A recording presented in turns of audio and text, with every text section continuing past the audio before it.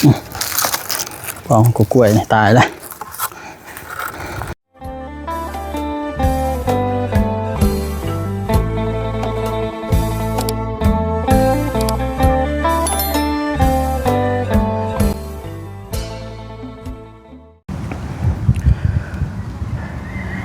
เป็นอย่างเนาะถือว่าเปิดภาพมาบัดนี้ก็มาต่อกันอยู่เฮือนบัดนี้พี่น้องเนาะเวลา4 โมงแรง6 โมงเนาะทางพ่อน้องเปียวก็จะเดินทางขึ้นไปหาทางน้องลูกครึ่งเนาะเพราะว่ามื้อนี้อาจจะได้นอนค่ำคืนอีกคืนนึงติดตามเบิ่งอาการเนาะบำรุงให้ทางร่างกายบักหลาเพิ่นให้มีเหือมีแห้งพอได้กินข้าวกินน้ำซ้ำปลามีแห้งแน่เนาะพี่น้องเนาะเอากะก่อนสิฮอดเวลานั่นกะเดี๋ยวเฮามาต่อมาติดตามเนาะพี่น้องเนาะเพราะว่าอีกบอกกี่มื้อกะใจฮอดวันที่เฮาจะเดินทางกลับบ้านนะพี่น้อยเนาะเพราะว่าปีใหม่ลาวจะได้เมื่อบ้านแล้วพี่น้อยก็เลยมื้อนี้ตัดสินใจแล้วพี่น้องเนาะกับสวนพักของปลูกของพังเฮาเพราะว่าเฮาปลูกเฮาพังแล้วบัดนี้นี่แหละพี่น้อยจักย่ำใดสิได้ขึ้นมาวิทย์สงการพุ่นบ่จักเนาะพี่น้องเนาะบัดนี้ก็เลยยันบ่มีไผมาเบิ่งมาแย่งยันงูควายเข้าแล้วกับหมูหมากาไก่ยันมาเหยียบพักกำลังงามพี่น้องเนาะก็เลยซื้อแย่งอ้อมพี่น้องเนาะอ้อมตัวนี้แหละจักยาวเท่าไหร่แล้วอันนี้กับพี่น้องยังบ่ทันได้อันนี้อยู่จะมาอ้อมเบิดนี่แหละพี่น้อยจักสิไล่ซำใดเขาเจ้าขายโลละ70,000 กีบซื้ออยู่3 โล 200,000 ปลาย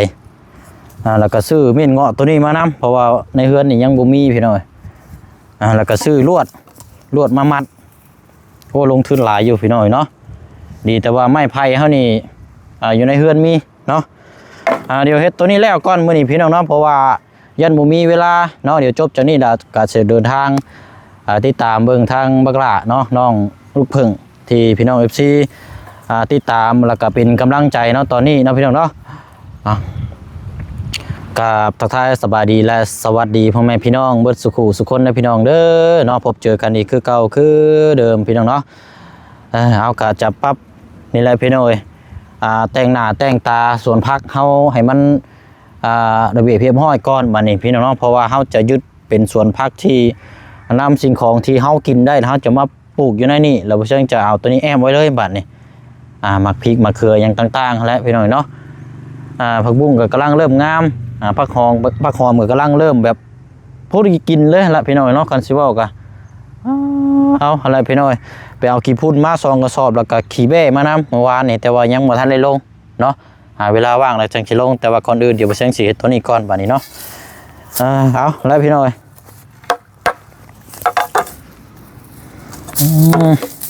เดี๋ยวตัดลวดก่อนลวดนี่ก็เอามามัดพี่น้อยเพราะว่ามันยันมันบ่มีตัวนี้มันมั่นคงนะ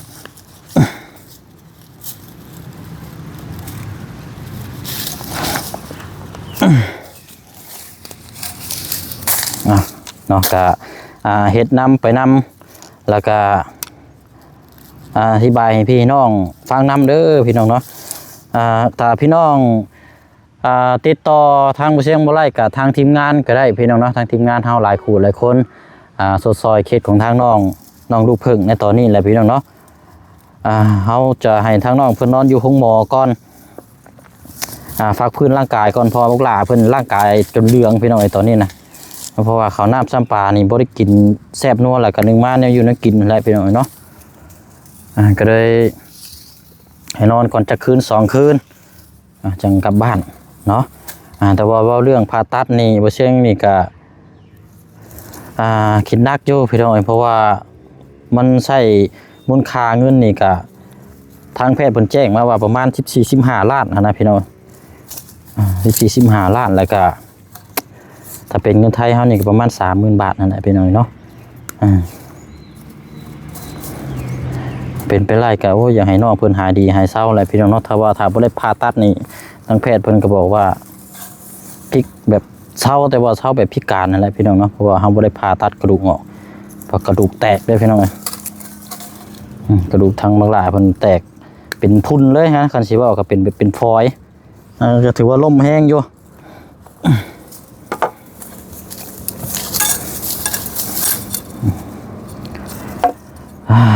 นี่ก็อยู่ในระยะปิดปัวตัวนี้ก่อนเนาะบำรุงร่างกายแล้วก่อนพี่น้องทั้งแพทย์เพิ่นก็โทรมาหาทั้งหมดเชียงให้ใส่น้ำเกลือใส่แนววิตามินบำรุงร่างกายให้ทั้งมันเป็นอันนี้พอได้กินข้าวกินน้ำแล้วพอมีแห้งเนาะ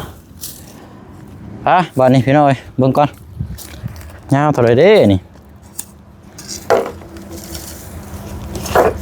มันชิดกว้างเลยเท่าไรอันนี้แยงอันนี้เนาะยังพี่น้อยเขาซื้ออยู่นี่บัดมือบ้านคณะว่าเขาเอาเมื่อเขากะกู้เมื่อเนาะตัวนี้มันใช้งานก็ถือว่าบ่ได้พังบ่ได้เพบ่ได้แห้วยาวเติบดินี่พี่น้องเนาะประมาณเม็ดเศร้าคนบ่จังนี่เบิ่งหัวเชียงสิมัดวัดอันนี้ก่อนว่าสิได้ตัดไม้ก่อน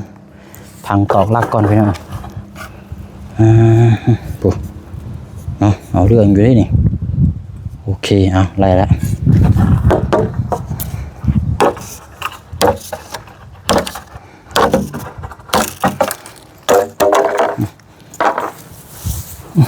ไปก้อนตัวนี้ใส่เวลาอยู่เด้อพี่น้อยตัวนี้กะมันง่าย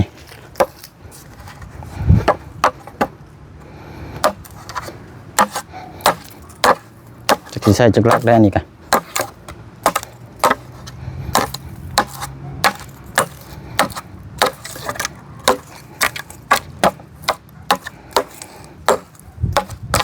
ยัดงัวเข้ามาพี่น้อยงัวเป็ดไก่กาหมูมากาไก่นะเขาบริยูคะแนนเอาเห็ดหัวไว้แล้วเขาปิดประตูไว้ป่ะนี่สบาย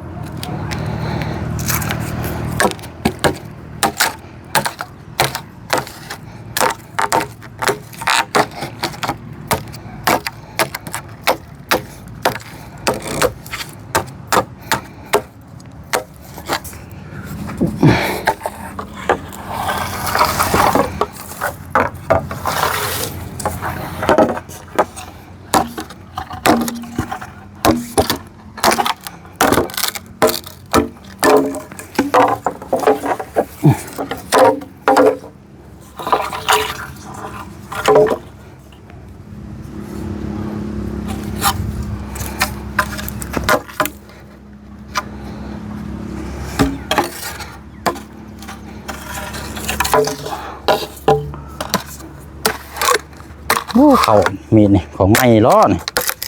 ผมบอกของไม้นี่ล้ออึ๊บ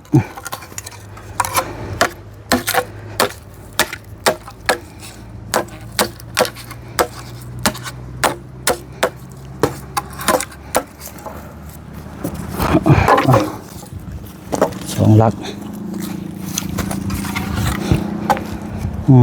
สูงเติบอยู่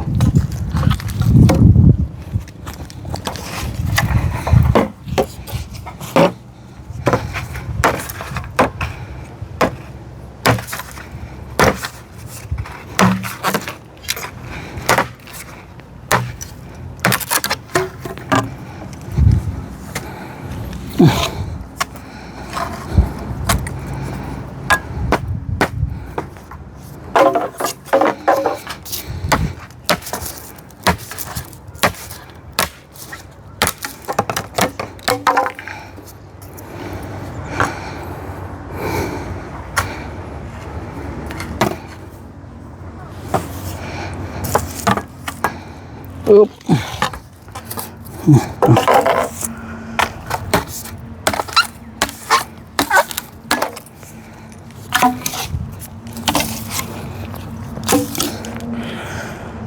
1 2 3 4 5 6ประมาณ10ลัก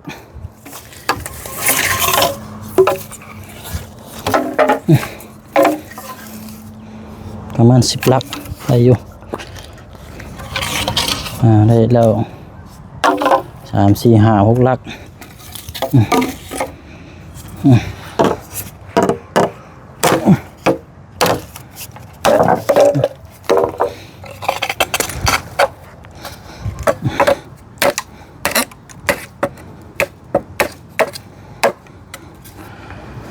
ถ้ามีดก็มีแต่งอแบบนี้พี่น้องแบบคือธรรมดาคืออยู่บ้านเฮาบัด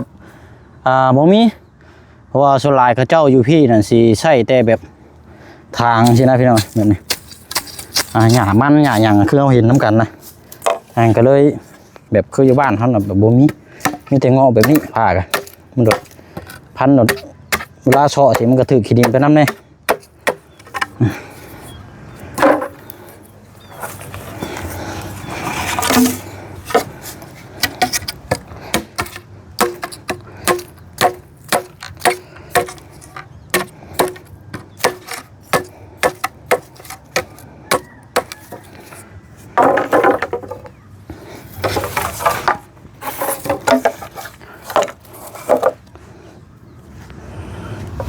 วันนี้แล้วนี่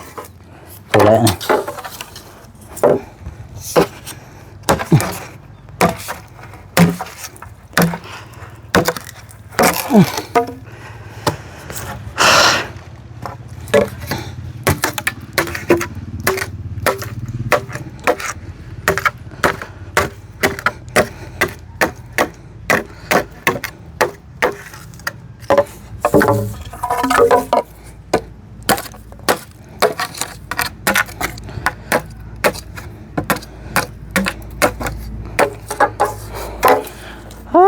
โอเคเนาะพี่น้องเดี๋ยวคอคัดก่อน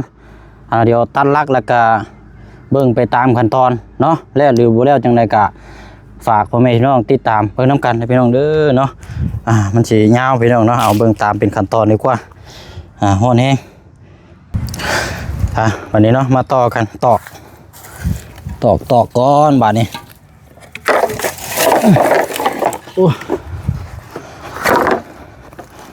บ่สูงบ่ได้ลอกลักไหนกันพอดีพองามไปแหละสูงลายก็ง่ายอีก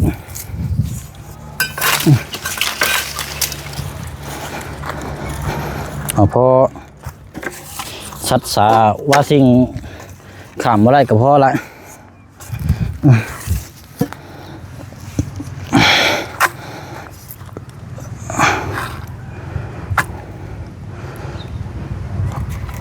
โอ้มันสิบ่ได้อ้อมก็กล้วยไปเลยบ่นี่เบิ่งคักแล้วนี่หัวตะไคร้บัดอยู่ข้างนอกคักบาดนี่อ้อมก็อ้อมเฮ็ดในได้ซะ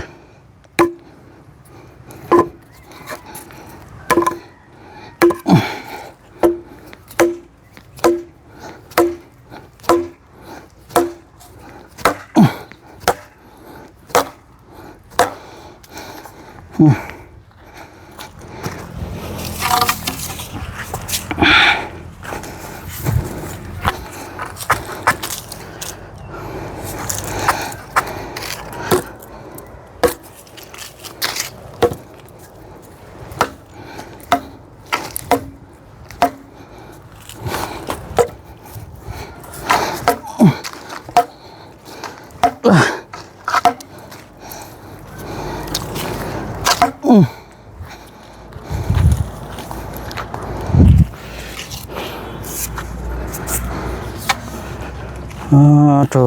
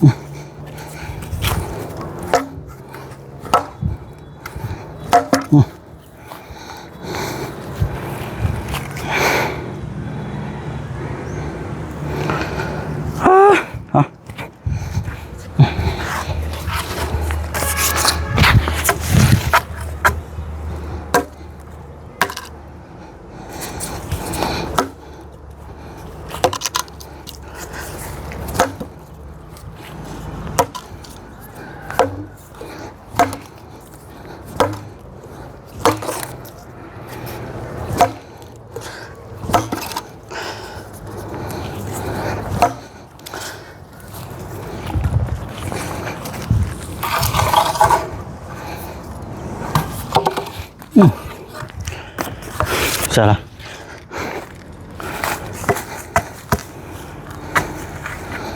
ปึ๊บ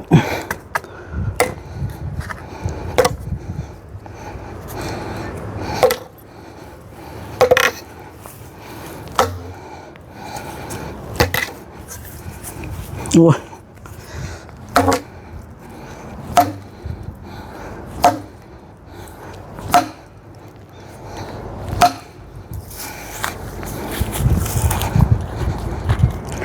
สบู่แมนไล่ตะลักสบู่น้อมือนี่พี่น้อง เมื่อยแทบบาดนี่คือลอยแท้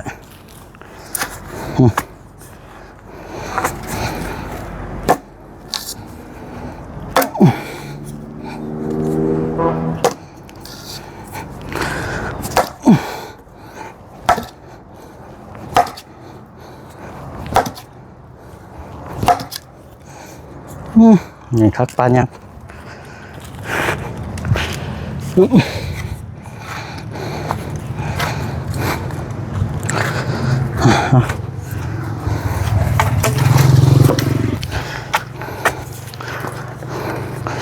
โอ้มาสูงแท้ลักนี่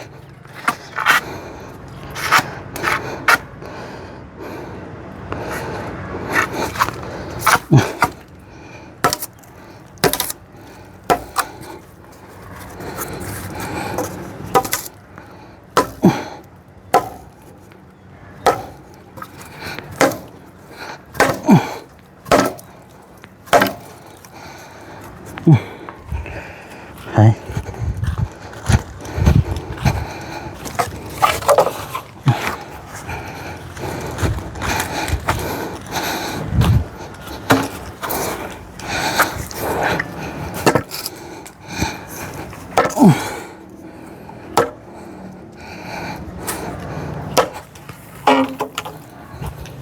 ลอยแขนแล้วพี่น้องตอกบโลงแล้วไหวแล้ว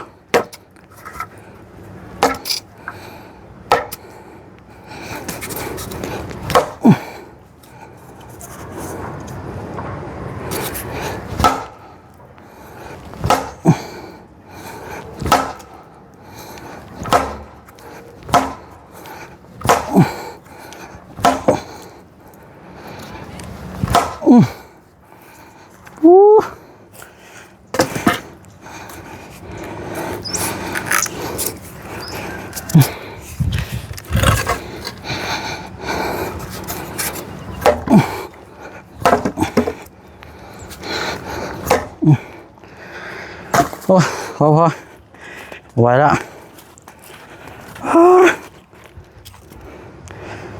เอาเห็นตะลักก่อนใส่มุมนี้ก่อนมาต่อกันบันนี้ก็เลยเวลาแล้วบันนี้พี่น้อยมัดแล้วบันนี้มัดก่อนฮ้อนไว้ฮ้อนแห้ง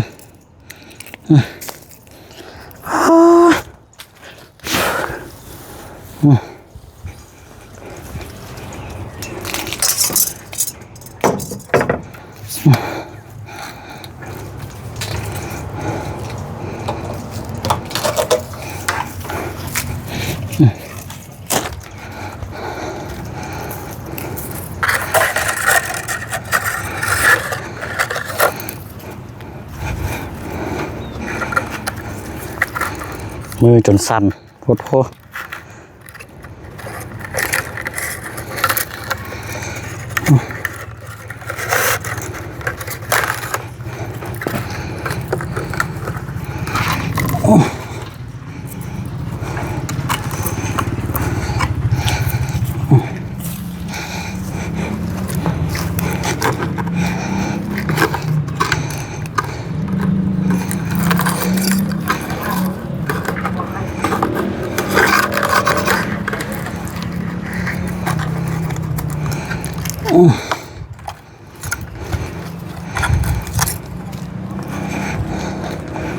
นี่มัดทั้งก่อนเดี๋ยวจังไล่ไล่ไป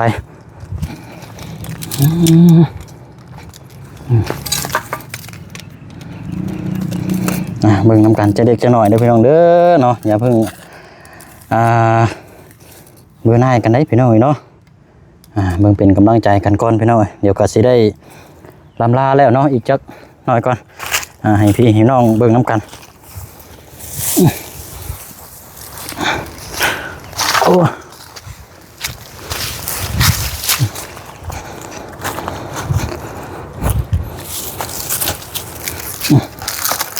ปองกล้วยตายแล้ว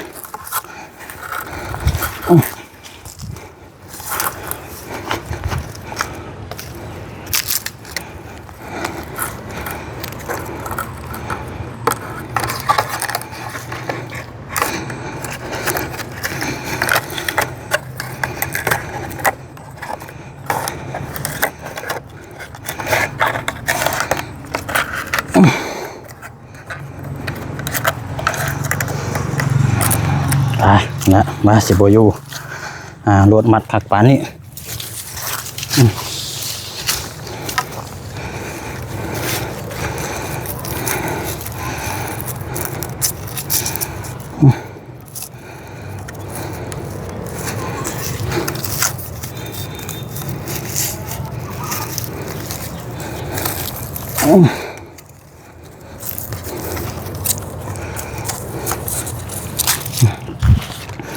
อันนี้ใส่แบบกะอันนี้เบื้องก้อนพี่น้องเนาะถ้าว่ารักมันห่างเลยจังไปใช้สิมาตอกใส่อีกให้มันหนากว่าเก่าอีกนิดนึงเพราะว่ามันอันนี้เขายังกะบ่ได้นะพี่น้องยังเห็ดแบบมันอยู่กับทางล่างนี่ก็ยังบ่ทันได้มัดอยู่เดี๋ยวจังมาตามอีกทีนึง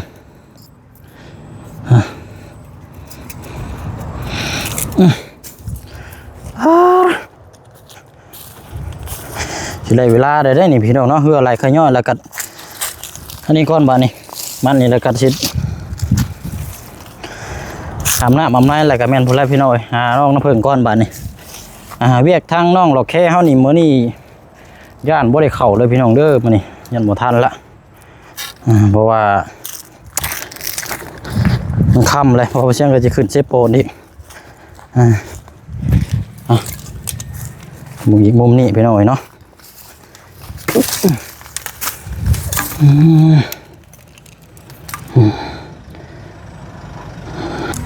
มาต่อมุมสุดท้ายสุดบัดนี้พี่น้องเนาะเดี๋ยวจังค่อยว่ากันหอนแห้งแต่ว่าลักตัวนี้มันจากสั่นเนี่ยจังน้อยตัวนี้บ่เป็นยังเดี๋ยวเขาจังค่อยเสริมเอาอีกตัวนึงมันเห็นอะไรพี่น้องเห็นอยู่ได้ซะหอนแห้งอาบน้ำก่อนตูนบินสิไปเข้าห้องหมอในห้วยเรียบร้อยได้นี่การห้อนไปสิกับโบแน่อะไรพี่น้องยังเป็นไข่ฉันเลยเสริมรักอยู่ตัวนี้เพราะว่าสายมันรักมันต่ำอยู่ตามร้านแล้วใช่พี่น้องเนาะเดี๋ยวรอเบิ่งความสำเร็จนั่นกันอีกรอบนึงอันนี้ก็สีกองไว้นี่แหละจักสีพอหรือบ่พอแล้วม่วนอันนี้กับพี่น้องเนาะขออนุญาตเลยพี่น้องเด้อเนาะลาพี่ละน้องก่อนเนาะอาบน้ำไม่ก่อนบัดนี้เดี๋ยวพบเจอกันในคลิปหน้าเนาะเวียกตัวนี้ก็เดี๋ยวรอเบิ่งความสำเร็จนั่นกันเนาะมื้อนี้อาจจะได้ประมาณอยู่50%ความสำเร็จนี่ก็อีก50เนาะพี่น้องเนาะอะไรขย่อยบายบายเลยพี่น้องเด้ออาบน้ำแล้วก็พบเจอกันอยู่น้องลูกพึ่งเนาะพี่น้องเนาะไปบายบายเลยพี่น้องเด้อหอนแห้ง